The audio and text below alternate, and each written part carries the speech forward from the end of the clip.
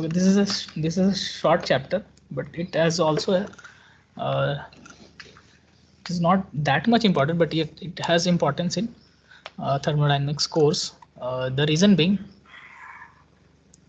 so first of all, what this chapter is all about? This chapter is all about thermodynamic relations.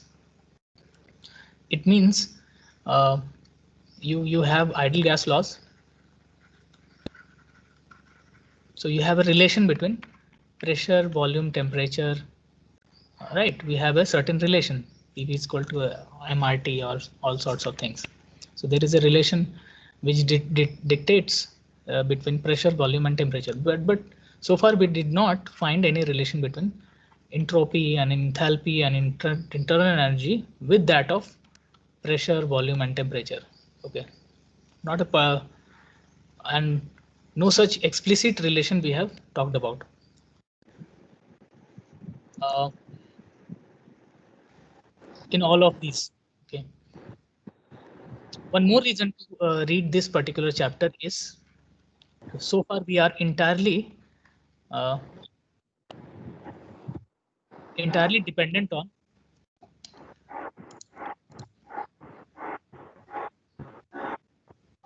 who is this Jeet.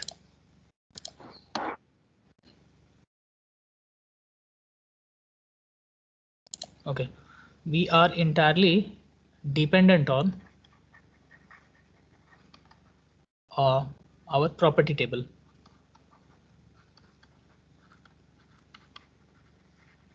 In order to deduce entropy values, enthalpy values, internal energy, specific volumes, and all sorts of things.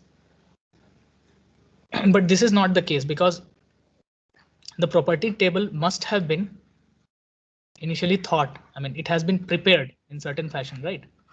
The property table also is being prepared.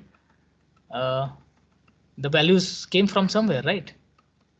I mean, it's not that God has written things. People have done that. So these numbers, where do they come from?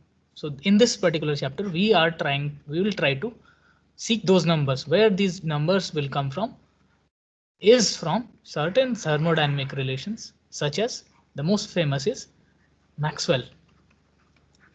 Maxwell relation, Helmholtz, Gibbs functions, TdS relations, Clapeyron-Clapeyron equations. Okay, so that is what the background of this particular chapter, thermodynamic relations.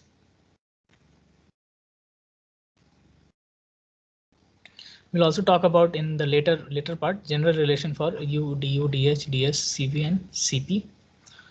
We'll also talk about Joule-Thomson coefficient, which we have. Remember, we have told that in refrigeration cycle you will have a throttling valve, and this was your condenser, and this was your compressor. Okay, so this throttling valve, I told that it's this throttling valves are often associated with some sort of uh, capillary tubes or some sort of porous pipes. Okay, and the idea behind using uh, porous pipes is once the flow happens, the pressure decreases drastically, so does temperature. Okay. And this works on this particular uh, Joule-Thomson effect, and the reason being we will be studying this effect in this particular chapter because this effect somehow derived from these relations. Okay, so let us begin things, but in order to understand this particular chapter, we need to first understand the partial derivatives.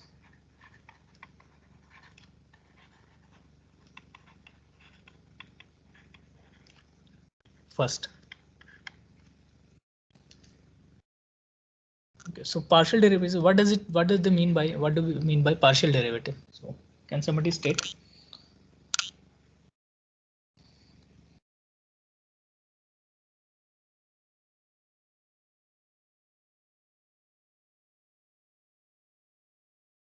Somebody, anybody?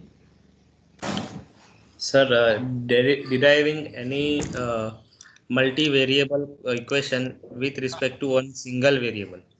Very nice. Thank you, David. So partial derivative means, let's suppose your dependent variable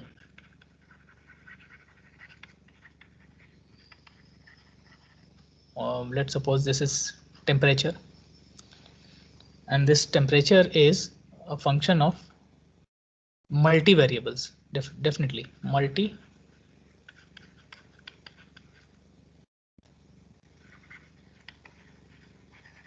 and that is independent.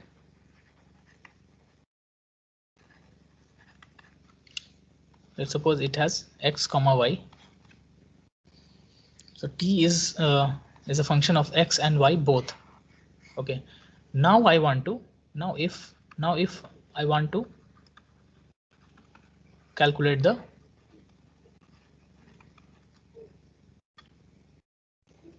the slope.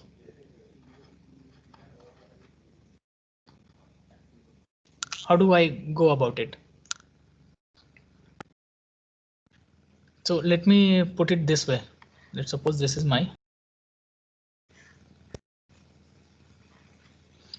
is your x, this is your y. Okay, and this is where your temperature you are calculating in this axis. And temperature, if at all, if it is only a function of x, your temperature with a function of x would look something like this. Any curve, t as a function of x. But now, since you are talking about things in more dimension, this is one dimensional, this is two dimensional. So now you will get what? You will get something like this, but also you will get something like this. So essentially you are essentially you are getting some sort of surface value, because at every x comma y you can get actually t at this x1 y1 at another x comma x. So this is my x1, this is my y1. Now let's suppose this is my y2, this is my x2. At this particular x1 x2 y2 you can get t as a function of x2 y2. Now notice here, in order to find the slope here, or in order to find the total change of this delta t. Okay, so what you do, you start from some x, you traverse some delta x distance, infinitesimal, you come to what is this point, x plus delta x, and you find the value of this particular at this place. So this is your t at x, and this particular value will be t of x plus delta x. And now you connect this linearly and you tell that the slope is equal to tx plus delta x minus tx divided by x plus delta x minus x. So essentially this slope I write dt by dx. Okay. Okay. So this is, so this when I so okay, this slope has been, you have devised the slope, and this dt will be the total change. So the total change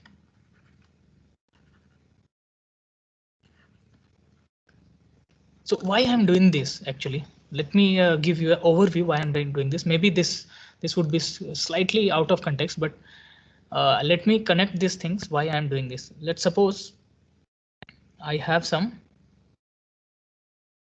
function fx, or let's suppose hx. Enthalpy it is known at some place. I want to actually calculate the h at neighboring points. Okay, so h x plus delta x actually can be written as hx plus delta x by 2 hx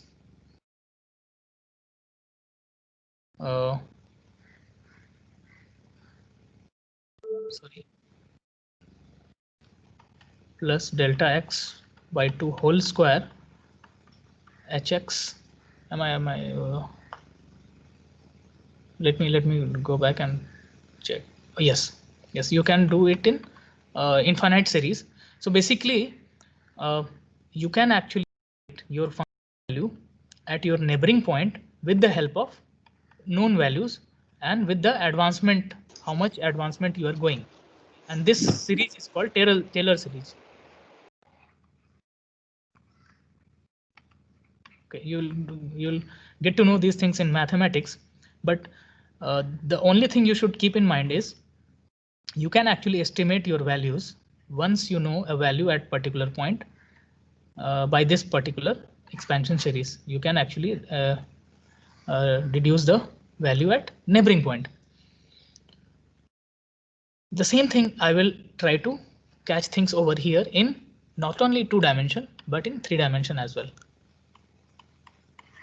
Okay, so whole idea is to estimate the values. Okay, or in order to estimate the values you need the total change first. So let me focus first on the total change. So total change is the dt. So dt is nothing but tx plus delta x minus tx divided by delta x times this dx. Okay, so this was simple. In order to write the total change, I can actually write the total change of this function if can be written as the function value at the next step, next infinitesimal point, and this is your the advancement, how much you advanced. This is how you write. But when you do these things in 3 dimension, the things are a bit tricky.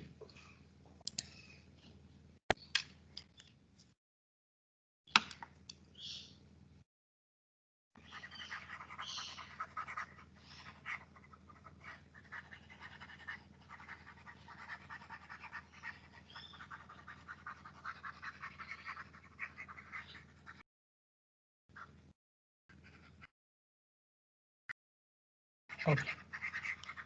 No need to worry. I mean, I'm rubbing this because this has not greater implication, but once we'll come to those relations, proper relations, I will point it out. So in this here, what you will see, not only you will have a change in, so this thing will be incorporated by change in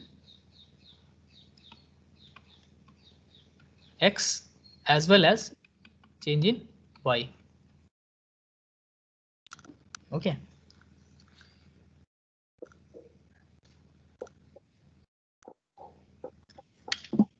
Okay, now I want to seek the change in x.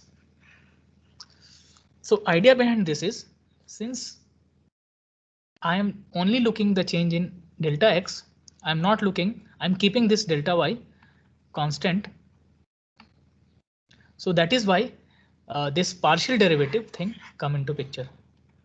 Okay, so partial derivative means dot e by, we are writing dot e by dou x at y is equal to constant if your x is a multifunction, function of multivariables. Similarly, dot e by dou y, partial derivative in y is written when x is kept constant. Okay, now let's see what is happening here. So I want to seek the change of t while traversing in x. Okay, while traversing in x and keeping my y constant. So this y was kept constant and this slope was chosen. So when I do this, so I'll tell that this is my dot e by dou x, keeping y constant.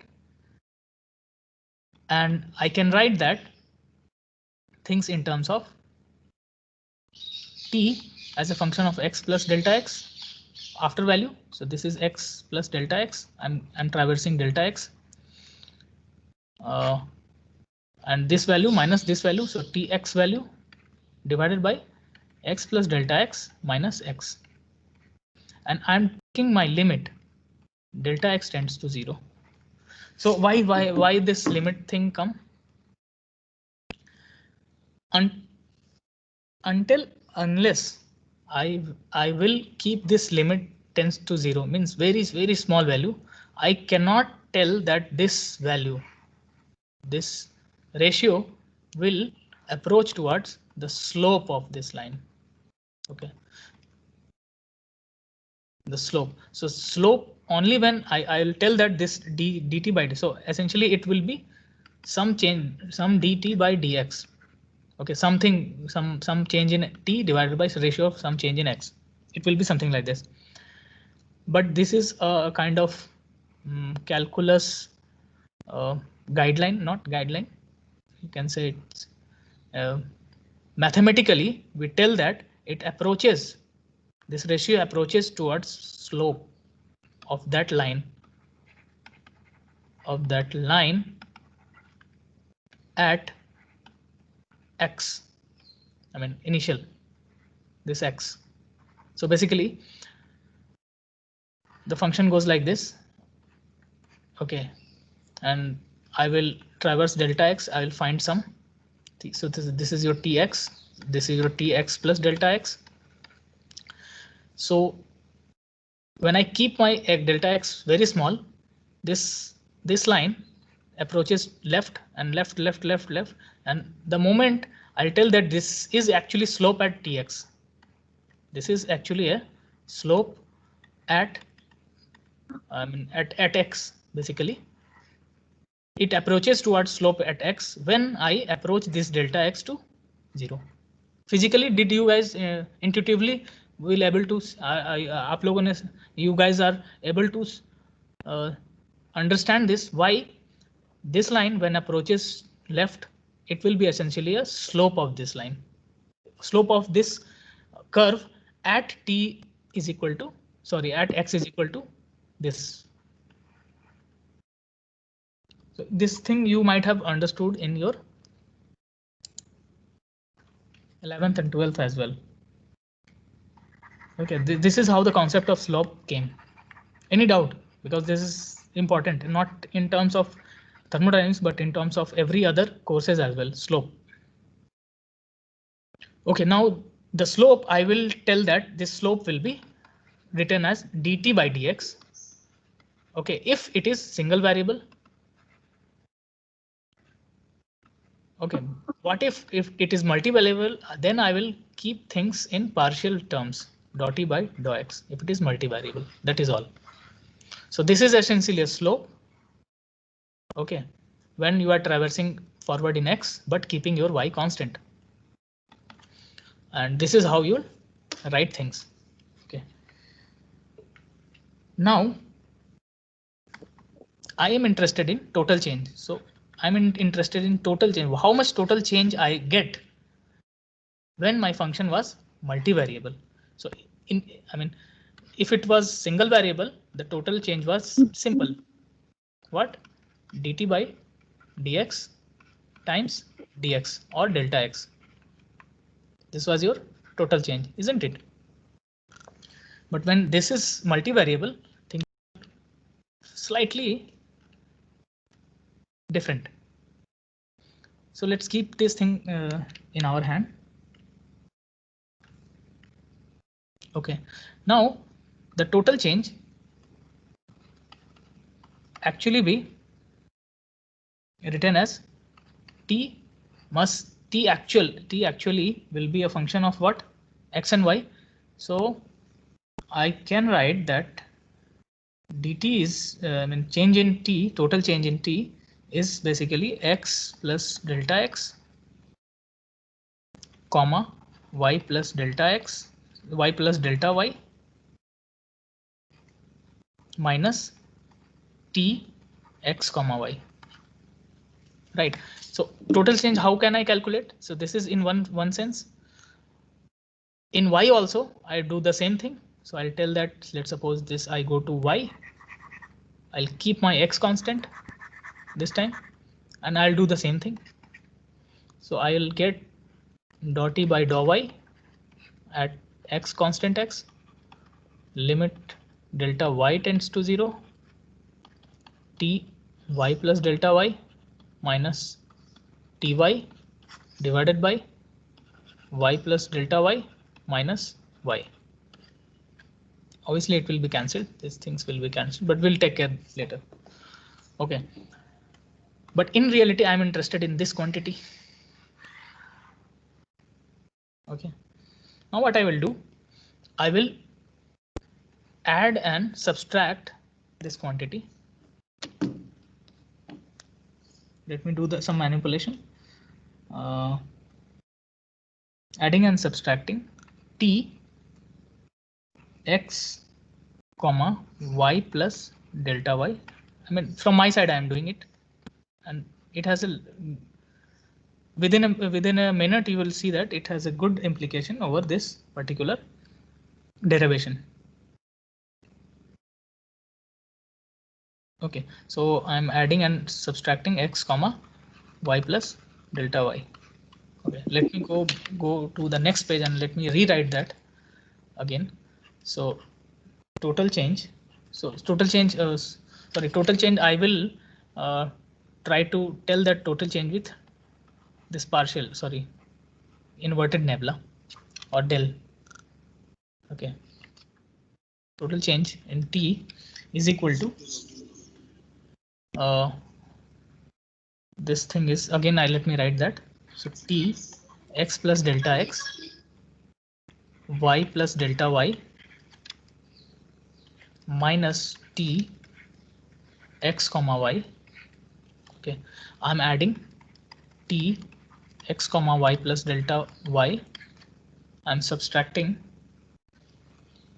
t x comma y plus delta y, and I will keep these two things. Okay, this and okay, I'll keep this and this together and this together.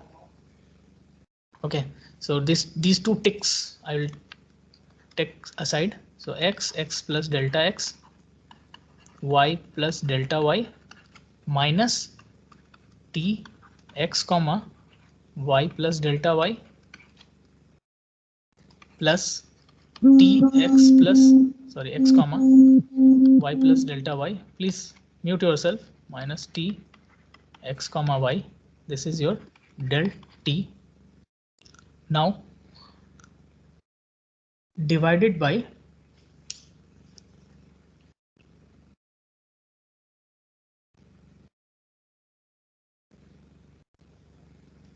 okay. Now what I do, these two things, what I will do, I will divide and subtract by delta x, and these two things I will divide and multiply by delta y. I can do that because it doesn't make difference to this equation. Now what is this? What is this term? Or what I do here, I'll x plus minus x. I can do that. Now I can do here also y plus minus y. Now tell me what is this thing? So this thing is what? So I'm keeping my y plus delta y is not changing.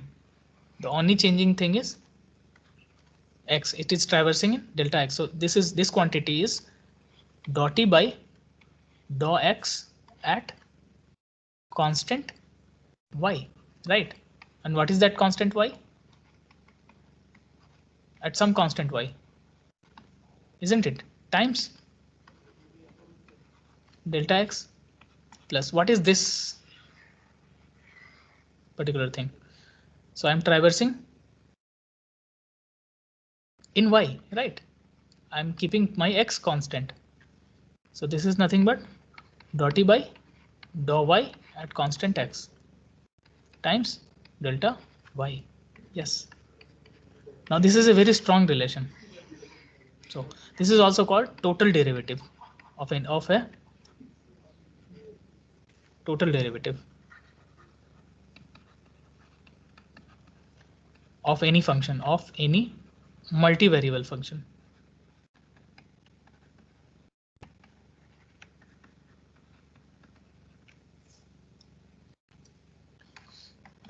Now you should appreciate this, because remember we have told that, let's suppose, I mean, this is a hypothetical situation, I don't know if it's true or not. Let's suppose your pressure is a function of temperature and volume. Okay, pressure is actually a function of temperature and volume. Okay, now you want to calculate the change in pressure, total change in pressure, and I know that this pressure function changes also and volume also. So my idea is to calculate the total change in pressure would be the partial change of pressure with temperature, keeping my volume constant, plus times dV, sorry, times dt. Let me go through this. Partial change of pressure with volume at constant temperature times dV. It means, let's suppose it is asking something like this. Your temperature goes from 0 to 20 degrees C, and your volume goes from, again, 3 meter cube to 9 meter cube, let's suppose, and degree C. So what is the total change in your pressure? So total change in pressure, you should write something like this, that dou P by dou T, which would be given, maybe rate of change of pressure with temperature is given by some relation. Let's suppose dP by dt is 2 and dP by dV is 1. So this is given at constant volume times dV. So delta V means 9 minus 3. You do that. dP by dV, you do that at constant T, and this is 2 minus 1. So this would give me the total change of pressure, since this pressure is a function of temperature and volume as well. Okay, so only change in temperature will not give you the total change, will not give you the whole picture of change of pressure because of temperature only. Since this is dependent on both of these two, so you will have to do calculate the total pressure, total quantity, and that is why I have given this particular preface of this total differential. Okay. Now, in order to, so I'll not keep things stretching much. So I told that I will leave you guys early, but I'll just take 2 minutes. Now, all these things, having said that, we have already seen that total change we are not able to, we are now able to understand the total change of any variable. Having said that, we have already understood this. Now we will be able to deduce our Maxwell relations.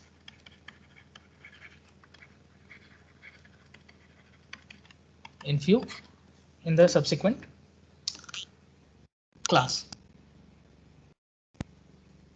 Okay, so essentially Maxwell relation is a relation between pressure, temperature, entropy, and specific volume. So there are certain sets of relations, okay, which will be deduced based on the total change concept. Actually, that is why we have given this total change preface for this particular chapter. That is why it is important. So I could have done that in today's class also. So I mean, you should actually appreciate this, why I've given this much time on total change. once I derive this Maxwell relation, you will actually appreciate why I have told you guys the total change concept. Sir, we understood this. Haha. Very good. Okay, thank you. I mean, I thank you if you guys have understood me, because it was 100%. okay. Thank you, thank you. So you guys will actually appreciate this when I derive the Maxwell relation. So and it will be very useful. So once I derive this, you will see that how the property tables are actually prepared. Okay. Okay. Thank you, David, for appreciating. Thank you. Yes, sir. Thank you, sir. Okay, so I will take the attendance. I will not go much because I have already told that I will not keep things